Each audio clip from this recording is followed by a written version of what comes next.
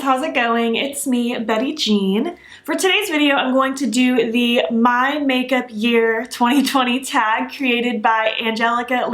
I'll have her video down below. You gotta check it out. I was really interested in this tag that she created. She posted it right at the end of 2020, so I didn't have enough time to film it and get it up before the year ended, but I figured early 2021, we can still talk about and roast makeup from 2020. These aren't all roasting questions, but there are a couple roasting questions and I'm excited about it. Angelica, thank you for tagging me in this to do this tag. I'm very excited. I love doing tag videos. I always think they're fun. It's nice to just sit back, chill, chat with you, answer some questions. We can all chat about it in the comments below. It's always a good time. And you guys seem to enjoy tag videos. I think you'll enjoy this tag as well. So let's just have fun. I tag anybody who wants to do this tag. If you have a channel, I highly recommend you do it. If you don't have a channel, leave your answers in the comments. I will have the questions down below in my description box. And again, please check out Angelica's video. It'll be in the description box as well. Before we hop into the questions, I did of course film this look. I film every look you see on camera. It should already be up on my IGTV by the time this video goes up.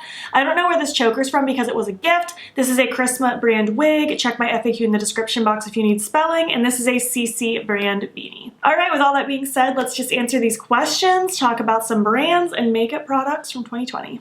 All right, question number 1. Brands I fell in love with in 2020. What I wrote down for this were Oden's Eye and Mousse Beauty. I don't think there's anything else that I discovered like in enough depth in the year 2020 that I can say like that's what I fell in love with, but Oden's Eye and Mousse Beauty for sure. I'm obsessed with Oden's Eye. I love their eyeshadow palettes. Their highlight palettes are my favorite thing ever from them. Their blushes are all so beautiful. Their cream lip stains, I like the matte ones as well, but I like the cream ones more. Pretty much everything they've come out with, I'm absolutely in love with. I can't wait to see what they come out with here in 2021. I just know it's gonna be good. I'm so pumped. I don't think Oden's Eye came out in 2020. I think they came out in 2019, but I didn't discover them until 2020, so they work for the answer for me. But Mousse Beauty did come out in 2020, and I'm just so excited about them. Again, they're another brand that I'm loving pretty much everything. I love their 2 palettes. I love their glosses. I love their lip pencils. Their new cream blushes and highlights are really pretty. They actually sent me a hoodie as well, and I wear it all the time. It's so cozy. I'm very excited about that brand. That's another one I'm really pumped to see what they do in 2021. I'm also really excited because both of those brands ended up giving me affiliate codes in 2020, so code ButeBean will save you 10% on both of their sites. They are both affiliate codes, just so you're aware, and I'm just really excited. It's really cool being able to work with brands that I'm in love with. Honorable mention I would say would be Game Beauty because I'm really into their first palette they just launched like a month ago, but I've only just started playing with them. They only have 1 product, so I can't really put them in this answer, but they're like an honorable mention because I'm very pumped about them. Question number 2, brands I broke up with in 2020. I don't really have a lot. I can't really think of anything that I decided to stop using in 2020 except for Anastasia Beverly Hills. I was already turned off by the fact that they started pushing out so many releases for being such an expensive brand, and I feel like they used to have this level of exclusivity with them that I really appreciated, and I was very excited about their releases. I look forward to them because they weren't so constant.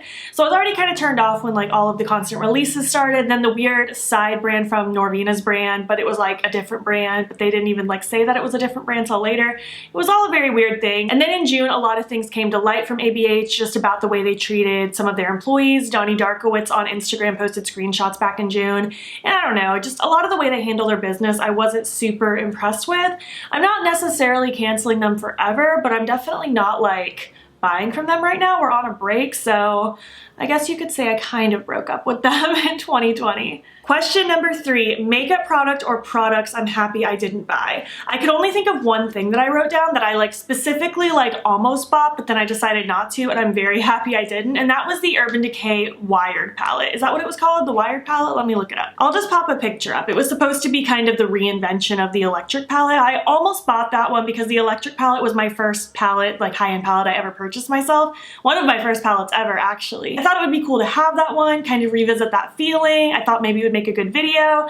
I ended up talking myself out of it because I didn't like need it. I ended up decluttering my electric just because it wasn't even my favorite formula by far anymore, and I was just trying to save money. Still am trying to save money, so I ended up not getting that one, and I'm very glad because I didn't hear the best reviews on it, and I don't know, definitely wasn't something I needed. My heart didn't skip beats over it, and I'm just glad I didn't get that one. I don't think it would have been very worth it. I don't know if I would have kept it long term, so I'm glad I didn't buy that one. Number 4, makeup products I was happy I bought. I didn't buy very much makeup last year. As I've said 5,000 times, I've just been really trying hard to save money and not buy a ton of makeup because I have plenty. And I do get sent stuff, I have that privilege, but I'm also just, regardless of that, just trying to save money. Makeup is not the like priority for my budget right now. But I did treat myself to the Melt She's and Parties palette back in July on my birthday, and I'm still so in love with it. I'm so glad I treated myself to that palette. I just think it's so pretty. I actually have it right here. I can hold it up for you. But it's just a really pretty plum dream. We have a couple mattes, really pretty shimmers. I think the variety is really good.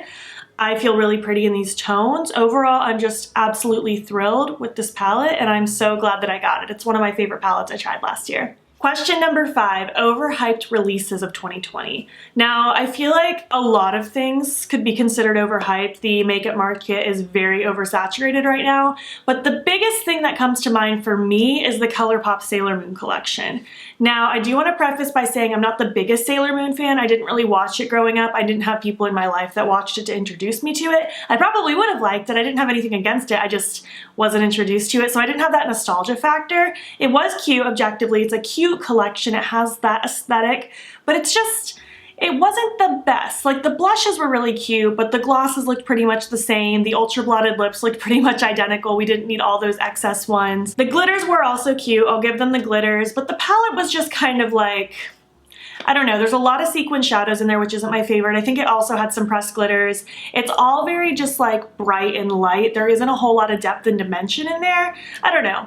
I just feel like it had a little too much hype. Like, yeah, I know people are gonna like it just for the theme, but I think it might have been a little too hyped, in my personal opinion. I did end up getting that collection sent to me, and I enjoyed parts of it. Like, I liked the blushes and I liked the glitters, but overall, it just wasn't the best collection in the world. Like, it wasn't horrible, it just wasn't as exciting as I feel like the internet made it feel. Question number 6, what was worth the hype in 2020? I give it to another ColourPop release, actually, but the ColourPop Raw Beauty Christy collaboration I think was so worth the hype. I think Christy absolutely nailed it. I think every aspect of it was beautiful. The palette is amazing, no glitters. There is a sequin shadow, which isn't my favorite, but I just pretend it's a matte. Everything else about that palette is absolutely perfect to me. The eye pencils in that collection I use all the time. The 2 lip glosses are absolutely beautiful. The Super Shock shadows are all so special and pretty. I wear them before work a lot on days that I don't have time to film. I think that whole collection was just beautiful. People were losing their mind over it, and I think for good reason. I think it ended up being such a fantastic release. She did such a good job. I'm so happy for her. It would be in ColourPop's best interest to keep that collection around for a long time to come because so many people want it, and fair, it's great.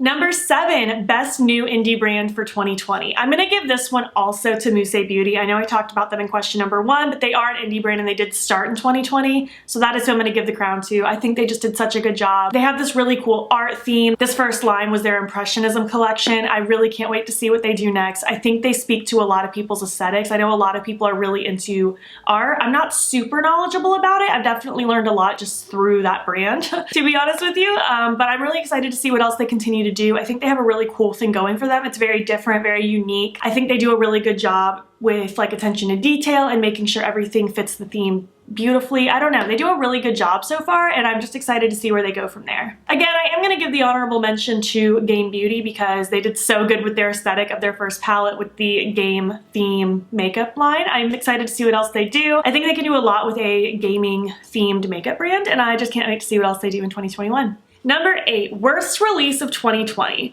Now, there were definitely some bad releases, but the biggest bad release, in my opinion, was that stupid Becca Zero Coverage Foundation. I don't know why that was even a thing, and I know so many people got bamboozled by it. Essentially, it's a primer, but I heard it's not even that blurring of a primer. I've heard it's not even that great of a primer, like just in general. In theory, it's supposed to make your skin just look more evened out, more smooth. It just looks better without putting like foundation on. It doesn't really do any of that from what I've heard. It's just a big gimmick, a big scam, and so many people fell for it, but it's okay. We can all laugh about it. That was the worst thing ever. I don't know why they thought that was a good idea. I mean, they thought it was a good idea because people are into this no makeup thing, but That was not it. That was not the move. Number 9, one thing I want to leave in 2021. I don't want to see rainbow palettes anymore. I think I can speak for most of us when I say we don't want rainbow palettes. I really didn't even want rainbow palettes in 2020. I feel like the rainbow has been done a million times now. We don't need more rainbows. I feel like at this point what I want are just really cool curated color stories. I just don't want the same basic rainbow. I feel like it's so boring. It's such a, I don't know, it's such an easy way out if you want to do something colorful by just throwing a rainbow in a palette. It's not exciting, it's not as fun anymore. I feel like at this point if you want a rainbow palette, you probably already have a rainbow palette. We just don't need rainbows anymore. I guess a couple other things I don't really want to see in 2021 are we don't need a ton of new lip products. I feel like we're gonna be wearing the mask for a very long time to come. If it wasn't for me doing YouTube videos, I would probably never wear anything except a lip balm. I pretty much only wear lipstick because of the camera and pictures, but otherwise, like, it's so pointless right now. We don't need it. We don't need full coverage things. Like, I mean, I've been against the full coverage train for a couple of years now, but we don't need full coverage foundations anymore. I'm over it. I don't want to see it. I'm over it. Question number 10, the final question. One thing I do want to see in 2021. I want to see, kind of piggybacking off what I said in question number 9, I just want to see really cool curated color stories. I don't want giant palettes. I just want small, concise, 6 to 12 pan palettes that have just a really cool, beautiful color story that reflects a really cool theme. I feel like there is so much potential out there. There are so many infinite numbers of color combinations, and I think we could come up with some really cool things. We could have some really cool products. I don't want to see the same boring giant rainbow palettes anymore. I want really cool, concise, curated things. It's just so much more exciting. It gets my creative juices flowing. And it makes you stand out. You don't stand out if you release a rainbow palette, I'm sorry. I want to see more lip balms and lip scrubs. I feel like we all need lip treatments right now from the dryness of a mask. It's necessary, and I'm all about the lip balm life. I want to see just more glowy, dewy things, but that's every day, not even just for 2021. I would need more glowy, dewy highlights, more sparkly, pretty things. That's what I like.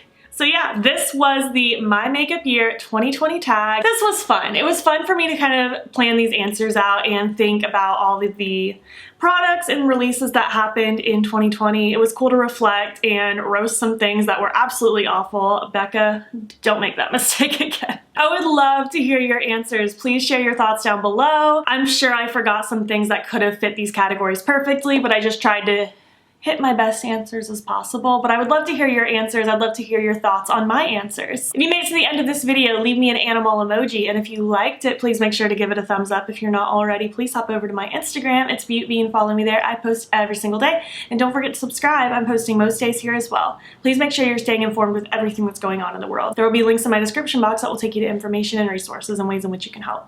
Thank you so much for watching, and I'll catch you in the next one. Okay, bye.